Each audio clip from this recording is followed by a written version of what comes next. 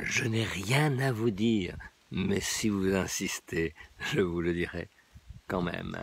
Je suis chez mon amie Hélène Ferrari, la grande dame de l'immobilier en France, qui me reçoit dans sa maison et je passe une journée très agréable. Vous voyez, il y a un grand ciel bleu derrière. J'ai mis mon chapeau de touriste du Nord et elle me parlait de certaines difficultés, certaines épreuves qu'elle rencontre, comme tout entrepreneur qui se coltine à la réalité économique, à la réalité sociale, à la réalité du marché, etc., etc.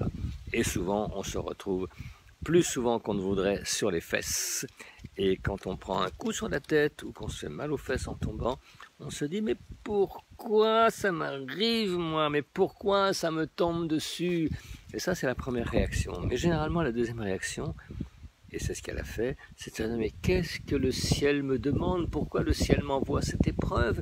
Pourquoi moi? Et qu'est-ce que me veut mon étoile? Qu'est-ce que je dois comprendre?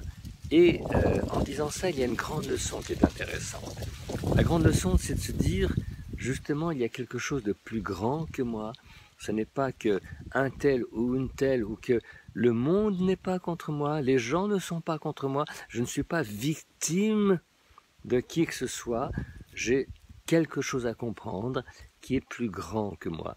Et le fait de comprendre cette dynamique du plus grand que soi, c'est-à-dire que nous sommes sur un chemin dont nous n'avons pas toutes les explications, mais qu'il faut comprendre au fur et à mesure, permet de dédramatiser, permet de donner de la distance et permet de tomber, de se relever et de à nouveau être nourri de la force pour continuer.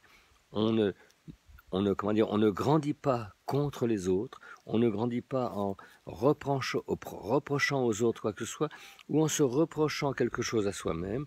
On grandit en essayant de comprendre et comprendre que nous sommes nous-mêmes plus grands que nos difficultés et que c'est en continuant, en persévérant, bien sûr, en cherchant la solution, en essayant de comprendre qu'est-ce que ça demande ce ciel, que ça va aller mieux. Personnellement, j'ai toujours bagarré avec toutes sortes d'épreuves dans ma vie d'artiste et plus tard, mais j'ai toujours eu le sentiment d'être relié à cette notion d'étoile. Certains pourraient l'appeler la foi, la vocation, l'inspiration, le mystère, l'intuition, peu importe.